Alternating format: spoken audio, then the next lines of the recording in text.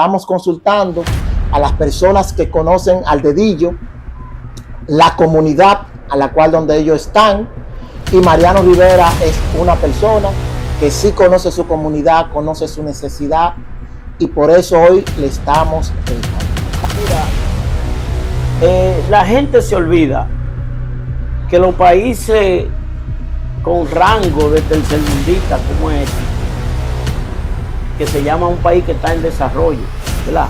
Su implosión tanto económica y social y de inversión está estática, que se repite reforma fiscal para querer fuñir con esto del asunto de la Constitución. Bienvenidos a una nueva entrega de Noticias Sin Nada que Ocultar. Yo soy Andrés Castillo. Hoy me encuentro con Mariano Rivera Guante en su residencia. Un hombre que todo el mundo le conoce, representante actualmente en el municipio de Boca Chica de la Defensoría del Pueblo. Hoy estaremos conversando con Mariano Rivera sobre el tema de la reforma fiscal que se avecina y que diversos sectores están inquietos y quieren saber cómo será, ¿verdad?, esta reforma fiscal. Estamos consultando a las personas que conocen al dedillo la comunidad a la cual donde ellos están, y Mariano Rivera es una persona que sí conoce su comunidad, conoce su necesidad, y por eso hoy le estamos entrevistando. Mariano Rivera, bienvenidos a Noticias Sin Nada que Ocultar. Hermano mío, ¿cómo estás? Todo bien, todo bien. Gracias por tomarnos en cuenta para un análisis breve pero significativo sobre la reforma fiscal. Y nosotros no la llamamos así, nosotros la llamamos pacto fiscal. Pacto fiscal. El pacto fiscal que está atrasado, por cierto. El pacto fiscal que donde tiene muchas aristas y tú lo sabes. Mariano, diversos sectores de nuestro país, incluso la diáspora, se encuentra un poco inquieta debido a la reforma que se avecina, y más ello viendo que el Estado Dominicano llamó a consenso, ¿verdad?, a los líderes de los partidos mayoritarios del país, y que todavía no han quedado en agenda de concretizar lo que va a ser, como usted dice, el pacto fiscal. Ellos no es que están en contra de la reforma fiscal. Nadie está en contra de la reforma fiscal. El temor de ellos es lo que trae la reforma fiscal. La gente se olvida que los países con rango de tercermundista como este, que se llama un país que está en desarrollo, ¿verdad? Sí. Su implosión tanto económica y social y de inversión está estática. Por vía de consecuencia, eso trae que todo el mundo, como tú acabas de decir, principalmente la diáspora, esté en shock sobre lo que es una reforma fiscal que necesariamente, oye esto, que necesariamente tenía que quedarse el presidente que está, porque ya hay muchos asuntos que él, de manera, con un perfil un poco incómodo, ya lo ha tocado, lo ha manoseado, y los umbrales de las necesidades de un pacto fiscal. Se quiere hablar de la reforma fiscal per se, pero para introducir el asunto de la Constitución. Y ya sabemos qué tema traerá el asunto de la reforma a la Constitución. O hablamos de reforma constitucional, o hablamos de reforma fiscal o pacto fiscal. Y es de ahí el temor de la oposición, cuando no se le ha enseñado en blanco y negro qué es exactamente a lo que se va a dialogar. Y pudiera tener el presidente la mayor intención, pero sectores como de la oposición, que todos de una manera u otra han sido gobierno, tienen precisamente que ver primero qué es lo que se le va a presentar, para desde ahí ellos saber qué apoyarán, qué punto, ¿verdad?, ellos van a anexar a esa cláusula de pacto fiscal, para ello entonces poder o ser partícipe o atenerse de participar. Eso es nuestra apreciación. Entonces, siempre se habla de un pacto fiscal para subirle los impuestos a 5 renglones: la bebida, los cigarros, a los productos de fábrica, de zona franca, sectores de zona franca, de la producción, de la construcción, como es la varilla, el cemento. Para eso que se hace una reforma fiscal. Pero se le está olvidando a todo el mundo que hubo un pacto eléctrico que todavía no se han aplicado. Es un tema ese. Sí, un tema muy delicado. Y uno de los primeros, el pacto eléctrico, porque hay que cuidar que eso, perdón que le interrumpa, ha quebrado sectores empobrecidos. Por supuesto. Entonces, ese pacto eléctrico, que hubieron sectores, recuerde Castillo, que hubieron sectores que no firmaron a la sazón de eso, se atuvieron de firmar, pero son los que más se benefician de la nomenclatura de beneficios que arroja el sistema eléctrico en este país. Entonces, lo que hay que cuidar en este nuevo pacto fiscal, que ese renglón no vuelva y afecte a la clase media, que es a la que siempre le suben la tarifa eléctrica, a los medios de producción como los emprendedores, las pequeñas fábricas, industrias, factorías. En sentido general, el sector comercial improvisado o desorganizado, que no aplica en lo que son los renglones de los préstamos bancarios. Entonces, siempre cuando se habla del pacto fiscal eléctrico, a quienes afecta es a la gran mayoría, no precisamente a aquellos que se están beneficiando y que son dueños de la estructura eléctrica de este país. Nosotros queremos una reforma fiscal que hayan elementos que por fin, porque nosotros somos fieles imitadores de los países extranjeros, pero nosotros no imitamos que cuando hay reforma fiscal a quienes benefician es a la población. Las reformas fiscales que se aplican en nuestros países son de corte social, que lo que hacen es que van en detrimento de la grande mayoría. Di que con el pretexto de salvaguardar la productividad y las recaudaciones gubernamentales. Nosotros queremos que en este caso el señor presidente de la República, que se le ve buena intención, porque no podemos traernos a esa figura de la buena intención que él tiene, no se deje confundir con esos asesores, muchas veces hasta extranjeros, que no conocen a nuestro país, y que se incluya en el pacto social la gran apertura a lo que es inserción social, generalmente a lo que es la clase trabajadora, que es la más sufrida. Que la clase trabajadora no sabe cómo enfrentar los problemas básicos sobre la canasta familiar. Entonces hay que tener cuidado si en esa reforma fiscal lo que viene a afectar más, a disparar más los precios. El señor presidente tiene un desafío fuerte de la canasta familiar. Sí. Es de ahí que, salvaguardando a situaciones que al presidente se le va a presentar, como son la agenda que se va a poner en la mesa, principalmente los empresarios, que los empresarios nunca piensan en los sectores más pobres. Ellos, en esa reforma fiscal, ellos van a presentar sus intereses. La clase poderosa no va a elecciones, no votan.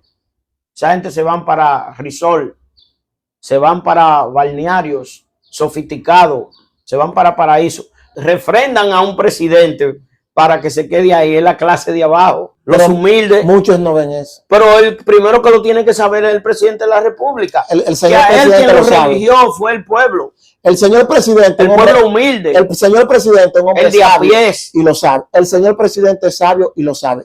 Pero hay anillos que controlan eso. Y es como usted decía, pero el presidente tiene que tomar decisiones que no le afecten ni a él ni a nadie. Pero él tiene de a dónde partir con eso. No. Pregúnteme cómo. Él tiene de a dónde partir con eso. O él tiene que dejar impronta después que se vaya de ahí. De sus labios salieron que él no se va a reelegir otra vez. Entonces, si él no se va a reelegir otra vez, él lo que tiene, el único compromiso con el pueblo que lo eligió. Él lo que no debe golpear ningún sector, pero él tiene que, por necesidad, devolverle a la nación, independientemente de todas las situaciones que se dicen, atenciones y demás, pero él fue reenfrendado en unas elecciones por esa clase que es la que se levanta a las 5 de la mañana a meterse en una fila a votar por él como se hizo. Entonces, a esa clase es que él tiene que identificarse con ella, con esa clase que lo religió, no fue otra. Reitero, el rico no vota en elecciones. Hay excepciones, pero es cuando tienen compromiso de ese gobierno. Cuando sus intereses están incluidos, ahí ellos van y votan.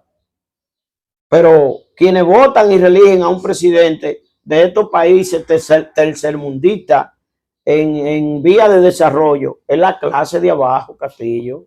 Dicen los grandes eruditos economistas del país que República Dominicana produce dinero que ya usted sabe, para resolver todos los problemas. No, pero se dice que el umbral del país en cuanto a materia productiva está por encima de lo que es su estructura. Sí. Pero yo te lo puedo decir 5 renglones. Aquí, porque aquí se habla, por ejemplo, del turismo. El turismo, pero que el turismo, los turistas vienen solos, a los turistas no hay que traerlos. Los turistas. Buen trabajo está haciendo el titular de ahí. No. Yo sabía que vamos a No. Perdón, déjame explicarme. Los turistas vienen solos. Ahora, alguien entonces se anima a arengarlo y a ponerle alguna observación, y eso lo hace el amigo tuyo, David Collado. Ahora, no es que es mi amigo, lo que pasa es, yo soy un periodista coherente.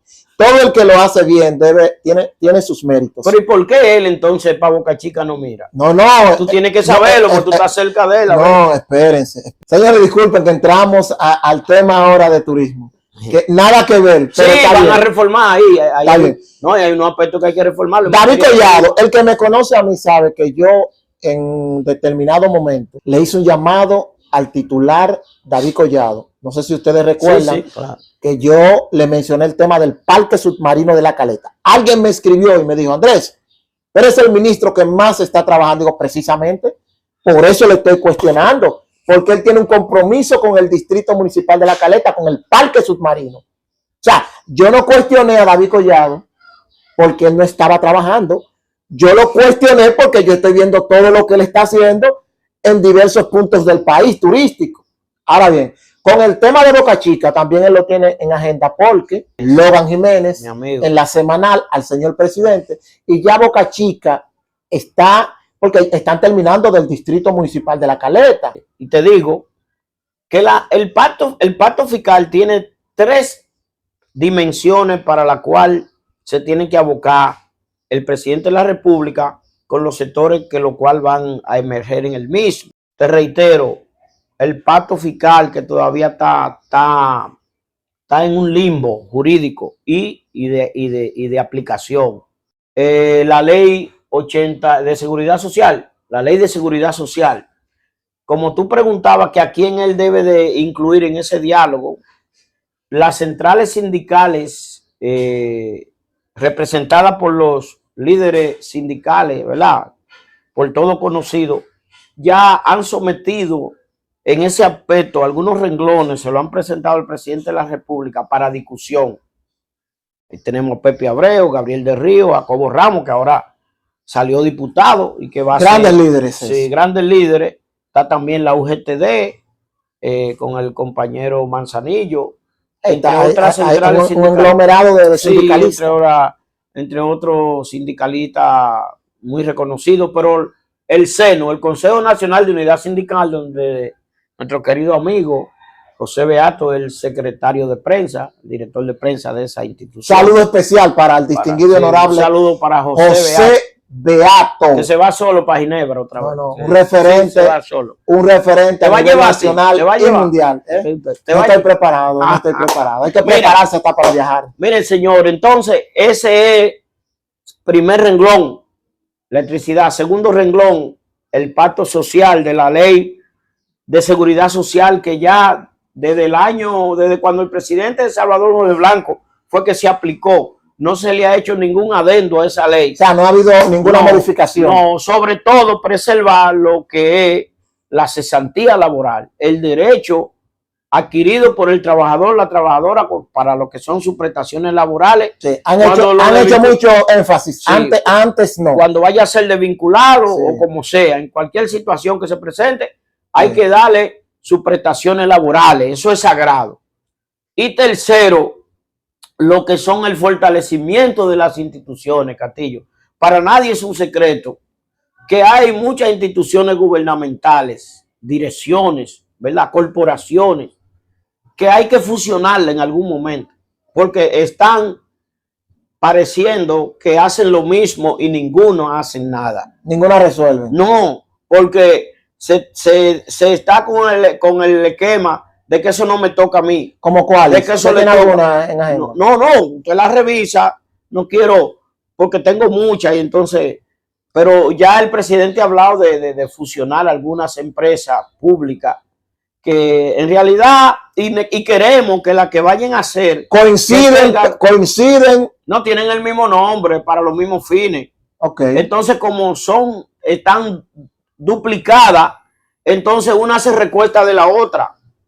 Eso no me toca a mí, eso no lo debo de hacer yo, y entonces ninguna hace nada. Okay. Porque, por ejemplo, ya que tú me dices, aquí hay 4 organizaciones, 4 instituciones del agua. Está INAPA, está el INDRI, está la CAS, está Corabo. Y está, no, porque Corabo es local, okay, Corabo es local. Sí. Estamos hablando a nivel nacional. Ok. Entonces todas bregan con el agua. Todas tienen una llave de la presa y la tienen presa. Entonces es una situación por ese lado, pero también en el área de la salud, que tú escribes mucho sobre eso. Sí. Eso hay que revisarlo de arriba abajo. Aquí tiene que haber un servicio de salud sistematizado y automatizado, que cuando una persona llegue con una situación ya se le esté casi esperando. Pero aquí tú te encuentras con una burocracia en un hospital terrible, y no es porque el presidente no quiera resolverlo. Lo que pasa es que existe la diversidad de servicios, que entonces no se sabe a qué organismo de salud le toca esto y a cuál, porque tú te encuentras que no, que te hablan. Oye, te ponen para justificar el fallo y para justificar la inasistencia y para justificar la falta de humanismo que debe de existir en el área de salud. Porque se jura el juramento hipocrático, que se llama. Pues eso a la marcha se le olvida a mucha gente. Aquí hay centros a todos los niveles. Falta que no son supervisados. A todos los niveles. Tienen los periodistas, investigadores, ellos, que hacer el trabajo que le corresponde a la falta de supervisión. ¿Me está entendiendo? Entonces, ¿qué pasa? Yo entiendo que el señor presidente, no me gusta mucho como periodista incluirme dentro de la noticia. Me gusta vertir la noticia de acuerdo a lo que está pasando. Señor presidente, yo entiendo que en materia de salud, República Dominicana debería ser 1A. Porque sin salud no hay vida. Sin salud no hay nada, Mariano. No. Sin salud no hay nada. Entonces, tenemos la burguesía.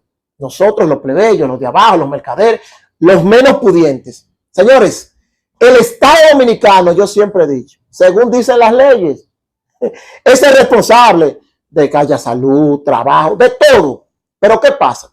El Estado Dominicano, en vez de volcarse para los menos pudientes, entonces le da las facilidades a los más pudientes. O sea, en este caso podemos ver que el Estado Dominicano es al revés de lo que pregona y de lo que está escrito ahí. Por ejemplo, ahí yo te digo, es el sistema. Usted se le presenta una situación de hospital de emergencia, a usted se le muere el paciente. Sí.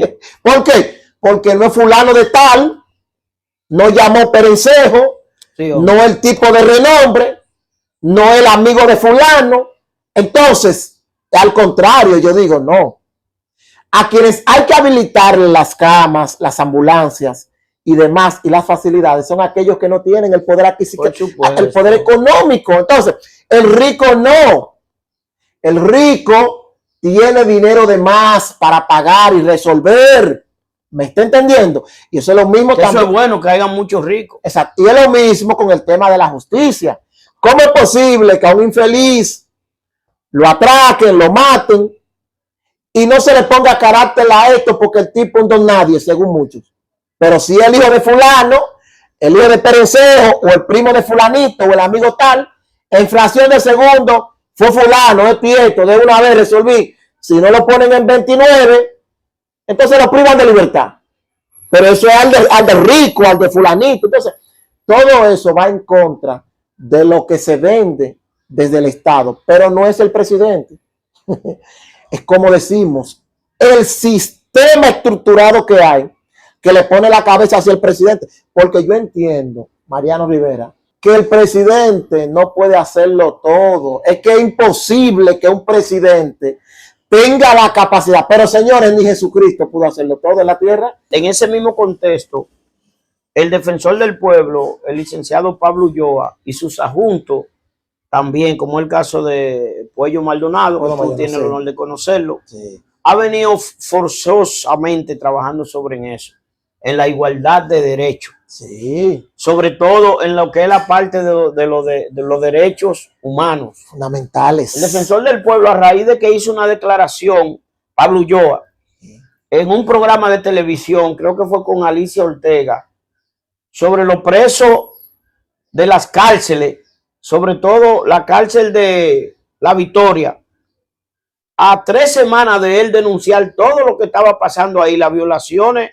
de derechos a esos presos de libertad, se dio una situación que le pegaron fuego a la cárcel. Sí, sí. Porque ahí se iba a investigar muchísimas cosas que estaban sucediendo después de que el defensor del pueblo había hecho esa denuncia, y entonces todas esas evidencias quedaron ocultas, subrayadas, porque se quemaron.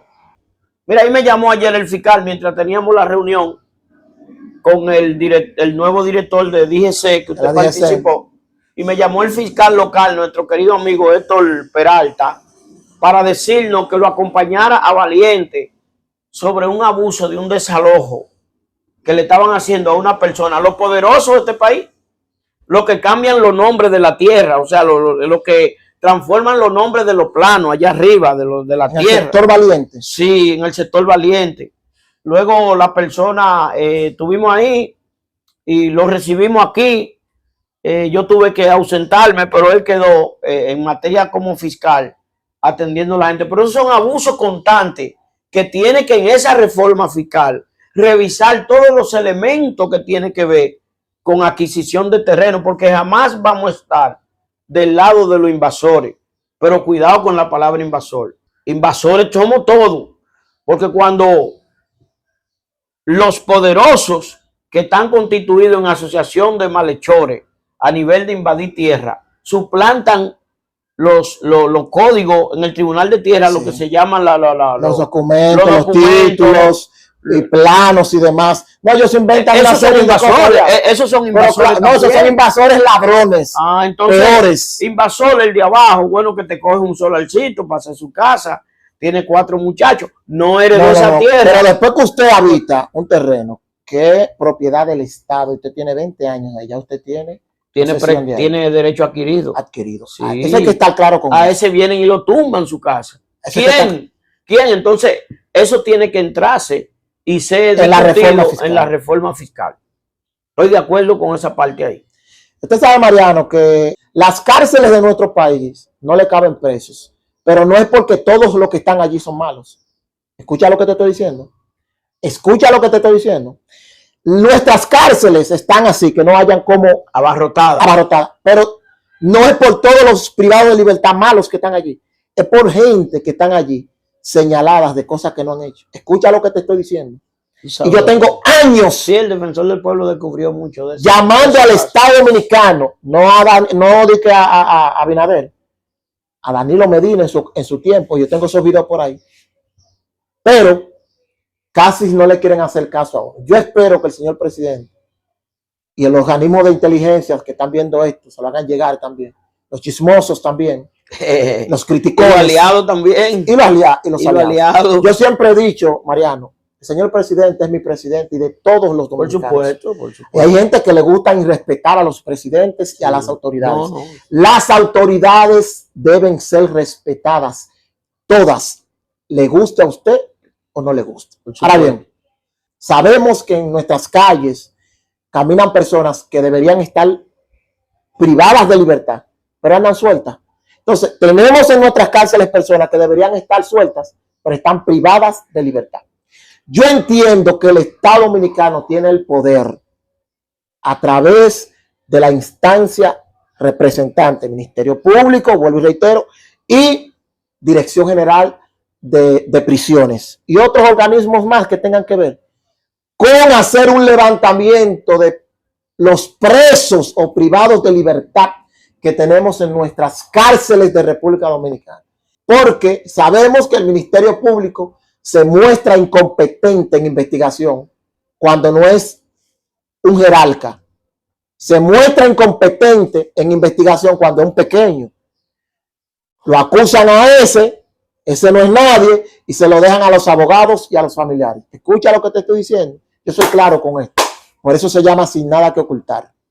Y queremos que en la reforma fiscal, estamos hablando de la reforma fiscal, introduzcan eso.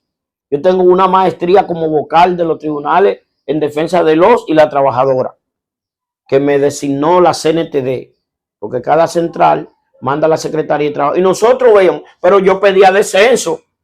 Cuando ya yo veía que un trabajador estaba perdiendo sus prestaciones laborales, yo le solicitaba al juez por secretaría hacer que el magistrado fuera al lugar de los hechos. Y cuando se iba ya eso era terrible. Pero es lo que le estoy diciendo. O sea, levantábamos las evidencias de ese caso y era hasta más, eran casos hasta más, eran situaciones hasta más violatorias de cómo se estaba presentando. Entonces, si un juez no va y hace los descensos a la cárcel, de a dónde cayó abatido la persona, de a dónde lo atracaron, de a dónde dan una sentencia difusa, complicada, pero a veces hasta no creíble. Pero yo le voy a decir algo, defensor del pueblo. Óigame, nosotros sabemos que hay personas que por conseguir su dinerito, hablando de abogados, y también lo voy a decir, en componenda con fiscales, sí, eso hace. Han creado expedientes negativos de una persona que no lo ha cometido por conveniencia económica y demás. Y todas esas personas están presas allí. Terrible eso. Toda esa gente están presas allí, hermano. Por eso queremos que se hable de eso en la reforma. Y yo quisiera que todos los sectores, comunicacional, la clase social, se empodere de este tema. Porque quizás usted tiene un amigo, un vecino, un hermano, un familiar viviendo esta situación de la cual yo le estoy presentando. Sí. Señores, que paguen los culpables. Eso es lo que dice Dios. Para concluir este diálogo muy fructífero, donde nos hemos desahogado un poco, teorizando, ¿verdad? Pero sin embargo, si recogen algo de lo que hemos dicho aquí, termino diciendo lo siguiente. Tú sabías que dentro de mi osadía, mi atrevimiento, yo quiero que inserten un capítulo ahí en la estructura de la reforma fiscal. Si finalmente van a tocar a la Constitución, que se incluya ahí tumbarle al proceso de transición gubernamental y o municipal, que se le tumbe un mes, corrijo, que no haya que esperar 3 meses para la transición, que es muy eterna. En los países más desarrollados que nosotros y no desarrollados tanto como nosotros, ya cuando se pasa de un proceso de elección a otra y ganan las autoridades entrantes, no hay que esperar 3 meses para entregarle el mandato. Aquí hay que esperar 90 días. ¿Y por qué? Eso es eterno. En los países como Costa Rica son 2 meses. En México son 35 días, 37 días.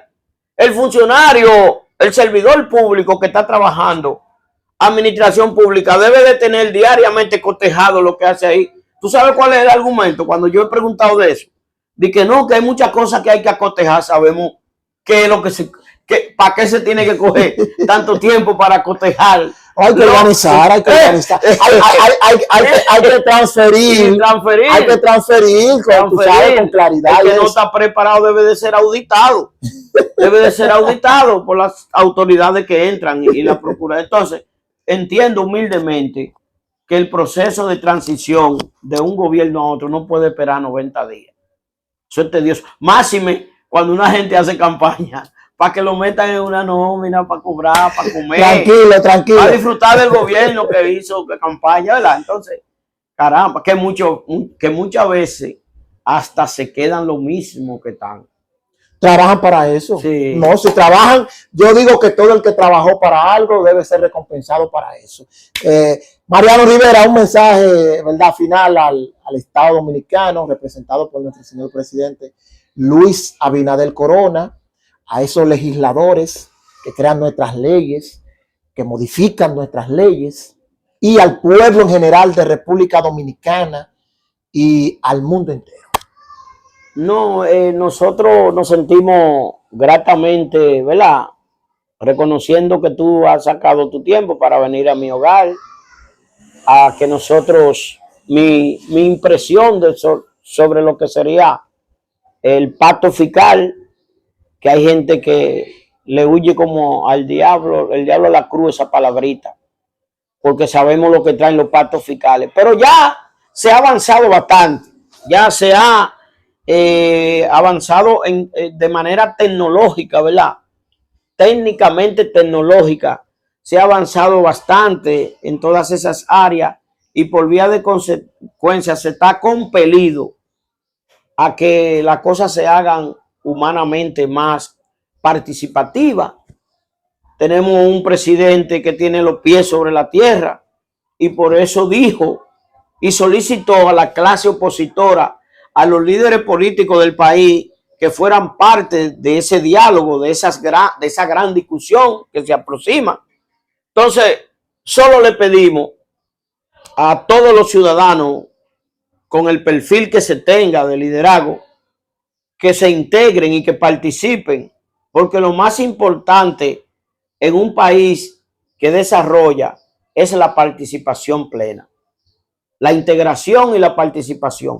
Aquel que no se integra ni participa no tiene derecho a la palabra, ya lo decía un gran filósofo. Así es. Entonces tú no puedes quedarte ajeno a lo que serán todas las discusiones para que se establezcan, porque entonces tú tendrías régimen de consecuencias. Así es. Cuando tú no participas ni aportas, entonces tú no puedes estar después dando gritos. Dando gritos y atacando y acusando. Aquel que no participa no tiene derecho a la palabra. Gracias, Mariano. Continuamos hablando con los líderes de nuestro municipio de Boca Chica, los líderes de Fuste, que conocen al dedillo las necesidades que involucran a tantas personas en nuestro municipio, las necesidades, y quienes más que ellos son los principales protagonistas para emitir, para hablar, para vertir las cosas que al pueblo le hacen daño y también le favorecen. Nos vemos en una entrega más de Noticias Sin Nada que Ocultar.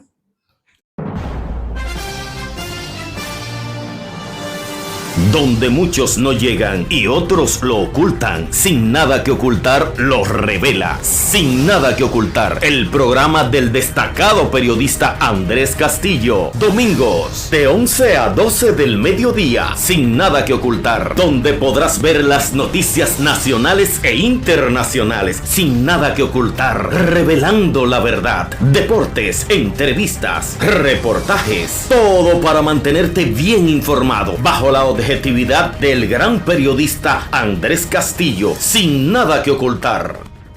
Del asunto de la Constitución,